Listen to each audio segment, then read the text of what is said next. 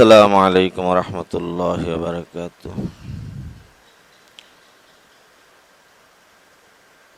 الحمد لله وحده والصلاة والسلام على من لا نبي بعده. ونشهد أن لا إله إلا الله وحده لا شريك له. ونشهد أن سيدنا ونبينا ومولانا محمدا عبده ورسوله. اللهم صل وسلم وبارك على سيدنا محمد وعلى آله وأصحابه وبارك وسلم. أما بعد، فقد قال رسول الله صلى الله عليه وسلم: قال الله تبارك وتعالى: الصوم لي وأنا أجزي به أو أجزى به، أو كما قال النبي صلى الله عليه وسلم. سبحانك لا علم لنا إلا ما علمتنا إنك أنت العليم الحكيم. মহান আল্লাহ পাক রব্বুল আলামিনের দরবারে অনাদি অনন্ত অসীম শুকরিয়া আদায় করছি যে আল্লাহ পাক রব্বুল আলামিন আমাদিগকে আল্লাহর পক্ষ থেকে মানুষের হাতের কামাই হিসাবে করোনা ভাইরাস নামক মহামারী সারা পৃথিবীতে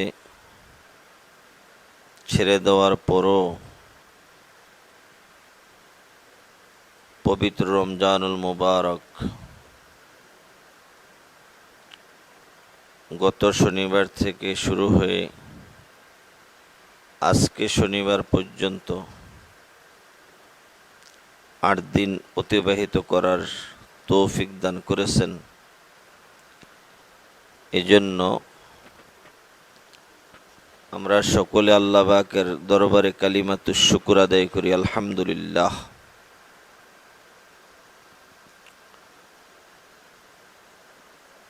ধারাবাহিকতার সাথে আলোচনার অংশ হিসাবে গত আলোচনার অংশ ছিল নবীজির থেকে বর্ণিত এই হাদিস, যেটা পাঠ করা হয়েছিল তরজমা বাকি ছিল। তো হাদিসের তরজমার পূর্বে আশা করি আমার সাথে মিডিয়ার মাধ্যমে যত ভাইয়েরা দর্শক হবেন সকলেই একমত হবেন যে অজানা জিনিসকে জানা ভালো। যদি অজানা জিনিসটা নেকের বিষয়বস্তু হইয়া থাকে, যে অজানা জিনিসে জানলে নেক হবে এমন জিনিস অজানা থাকলে জানা অনেক ভালো।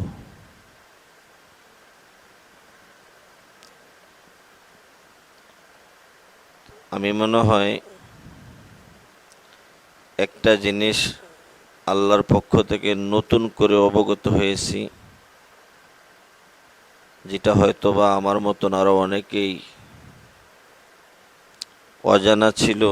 যদি আল্লাহ পাকের দয়া হয় তাহলে আজকের প্রোগ্রাম থেকে অবগত হইতে পারবেন। তা ছিল এই যে পবিত্র রমজানুল মুবারকের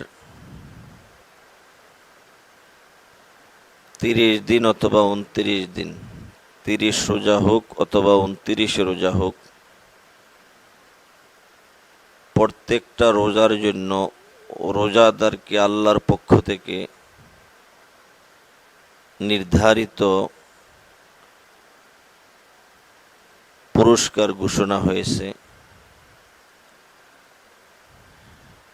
যে পুরস্কারগুলা পৃথিবীর সময়ের বিচক্ষণ গবেষকদের গবেষণার ভিতরে আসার কারণে তারা বিভিন্ন মিডিয়া যুগে আমাদের পর্যন্ত পৌঁছানোর চেষ্টা করেছেন, যার কারণে আমরা পেয়েছি।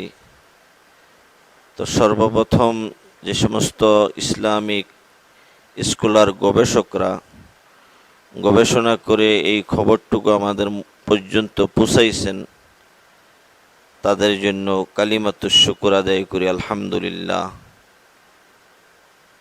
তার মধ্য থেকে রমজানের প্রথম দিনের রোজার বরকতে আল্লাহ পাক রব্বুল আলামিন রোজাদারকে যে পুরস্কারটা দিবেন, সেই পুরস্কারের ঘোষণা হয়েছে যে একটা নবজাত সন্তান মাতৃগর্ভের থেকে ভূমিষ্ঠ লাভ করার পরপর যেরকমভাবে নিষ্পাপ হয়ে ভূমিষ্ঠ লাভ করেন, ইমানের হালাতে কোনো রোজাদার যদি রমজান মাসের প্রথম রোজাটাকে রাখতে পারেন, আল্লাহ পাক রব্বুল আলামিন প্রথম রোজার বরকতেই তাকে নিষ্পাপ করে দেন। নবজাত শিশুর ন্যায় তাকে নিষ্পাপ বানাইয়া দেন।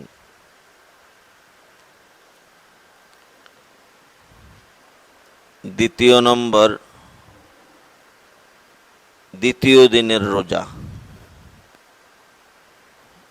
যদি কোনো মুসলমান ইমানের হালাতে রমজান মাসের দ্বিতীয় দিন রোজা রাখতে পারে আল্লাহ পাকের দয়ায়,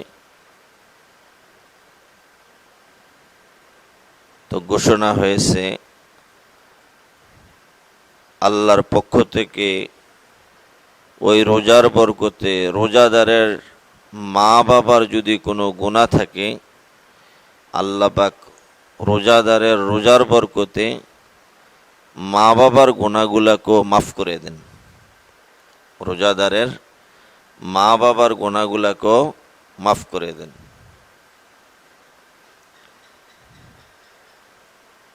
তিন নম্বর হলো তৃতীয় দিনের রোজা।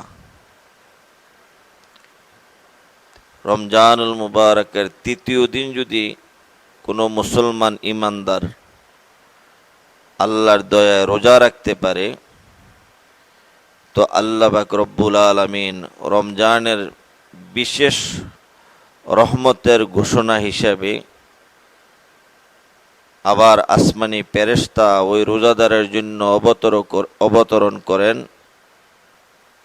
এবং তাকে ক্ষমার ঘোষণা করতে থাকেন, হে রোজাদার, তোমার জিন্দেগির সমস্ত গুনাহগুলো আল্লাহর পক্ষ থেকে ক্ষমা হয়েছে।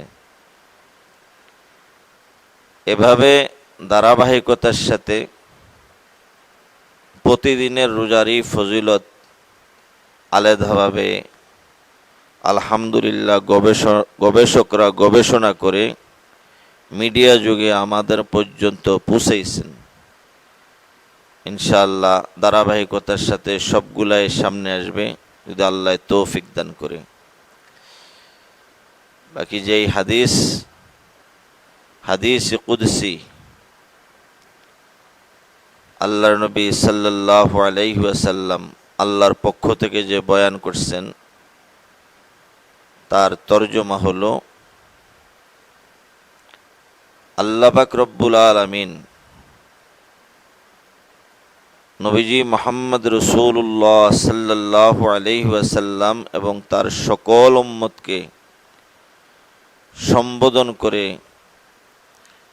ইরশাদ করেছেন, আসসাওমু লি, রোজা আমার জন্য যদি রাখা হয়, ওয়া আনা আজসি বিহি, তো আল্লাহ পাক রব্বুল আলামিন রোজার যে প্রতিদান আছে, রোজার প্রতিদান কখনো আমি ফেরেশতার দ্বারাই দেই না,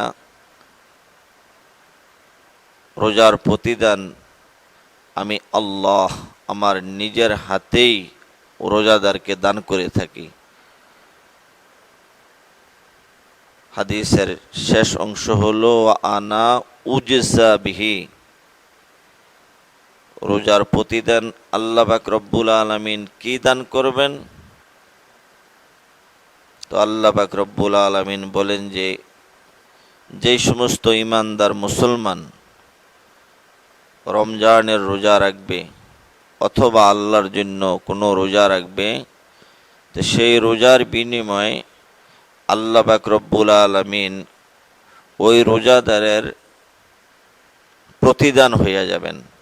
আল্লাহ পাক নিজেই রোজাদারের প্রতিদান হইয়া যাবেন। এটার জন্য কোনো নেকি দেওয়া হবে না, বরংস রোজার পরিবর্তে আল্লাহ পাক রব্বুল আলামিন রোজাদারের একান্ত আপন হইয়া যাবেন। এজন্য বিশ্বব্যাপী সকল মুসলমান ঈমানদারের জন্য এর চেয়ে আর বড় ধরনের কি সুসংবাদ হইতে পারে যে আমি আল্লাহ পাকের রহমত হলে, দয়া হলে, ঈমানের কারণে যদি দিনের বেলায় 3টা জিনিসকে ত্যাগ করে দিতে পারি, শুধু 3টা জিনিস। একটা হলো খাদ্যবস্তুকে ত্যাগ করা, 2 নম্বরে পানীয় বস্তুকে ত্যাগ করা, 3 নম্বর হলো স্ত্রী সহবাস অথবা এই জাতীয় কোনো কাজকে ত্যাগ করা। আল্লাহকে উদ্দেশ্য করে যদি করা হয় তাহলে আমরা আল্লাহকেই সেই ত্যাগ হিসাবে সরাসরি আল্লাহকেই বিনিময়ে পাইয়া যাব, আল্লাহকেই তার প্রতিদান পাব, আল্লাহকেই সেই রোজার বদলা হিসাবে আল্লাহ পাক রব্বুল আলামিন দান করবেন।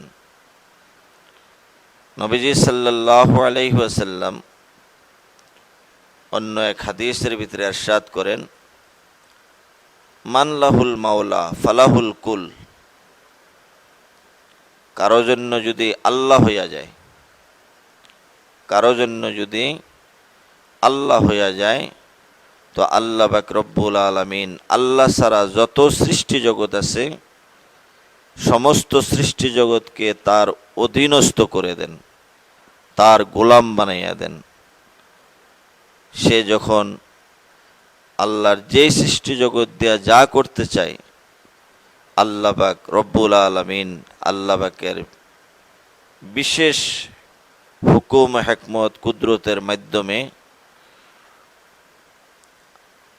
আল্লাহ পাকের ওই সৃষ্টি জগৎকে তার গোলাম বানাইয়া ওই সৃষ্টি জগৎকে দিয়া তার সকল সমস্যাগুলাকে সমাধান করে দেন।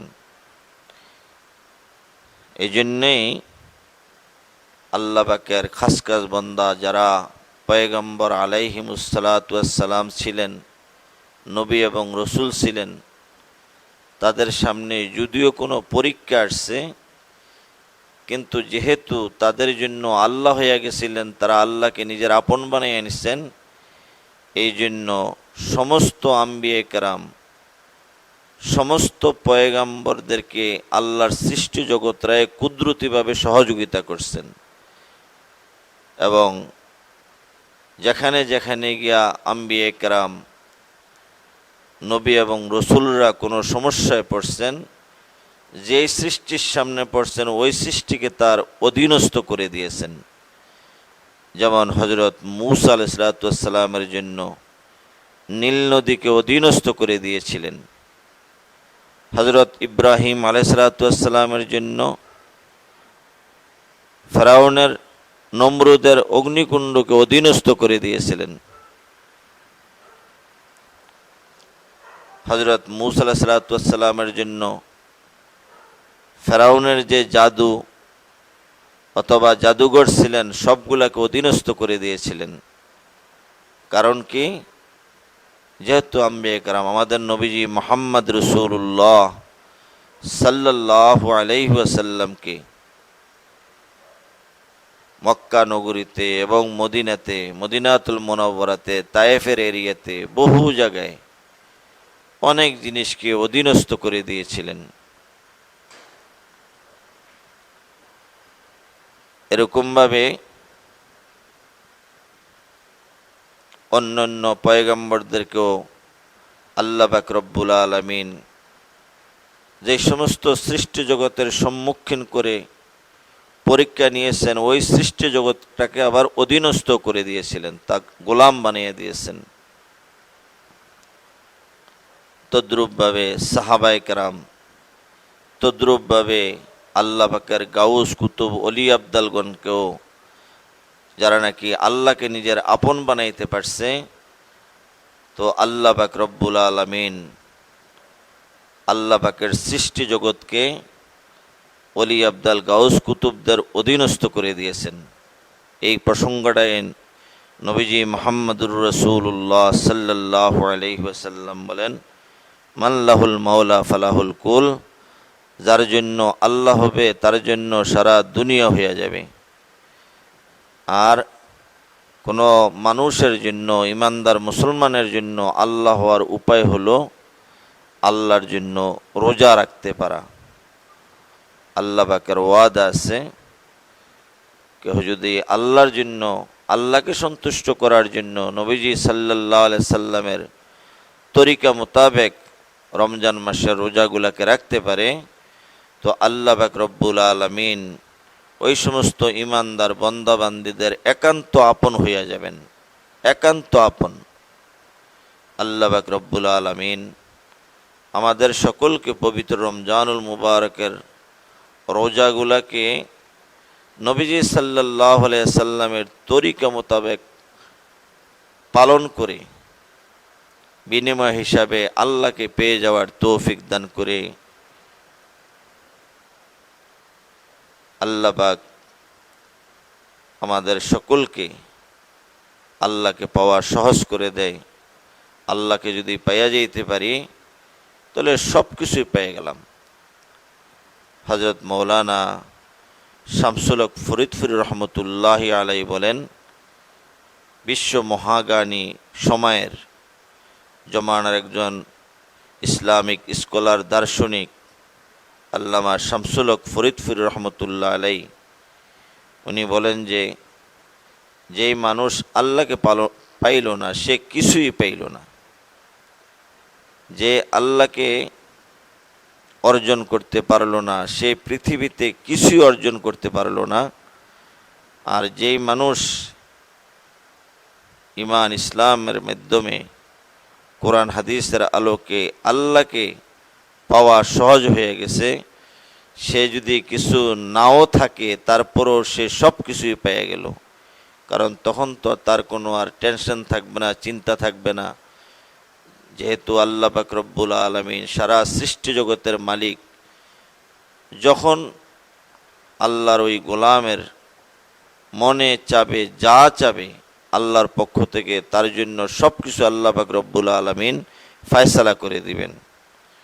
এই জন্য মিডিয়া যুগে যারা আজকের প্রোগ্রামের দর্শক হব, চেষ্টা করব মা বোনেরা সহকারে যেভাবে হোক আল্লাহকে যাতে আমরা অর্জন করতে পারি। রমজান মাসে 4টা কাজ খুব বেশি করার জন্য নবীজি ইরশাদ করেছেন। তার মধ্য থেকে প্রথম কাজ হলো বেশি বেশি করে কলমা শরীফ পাঠ করা, লা ইলাহা ইল্লাল্লাহ। দ্বিতীয় নম্বর কাজ হলো বেশি বেশি করে আস্তাগফিরুল্লাহ পড়া, আস্তাগফিরুল্লাহ আস্তাগফিরুল্লাহ। তৃতীয় নম্বর হলো বেশি বেশি করে আল্লাহর কাছে জান্নাত ভিক্ষা চাওয়া, আল্লাহুম্মা ইন্নী আসআলুকাল জান্নাতা।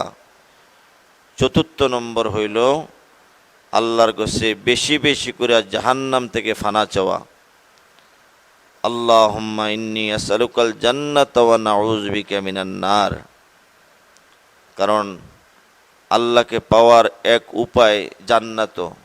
দুনিয়াতে যারা আল্লাহকে পেয়ে যাব তারা জান্নাতও আল্লাহকে পেয়ে যাবে। এই জন্য আল্লাহর কাছে বেশি বেশি করে রমজান মাসে জান্নাত ভিক্ষা চাওয়া এবং জাহান্নাম থেকে ফানা চাওয়া।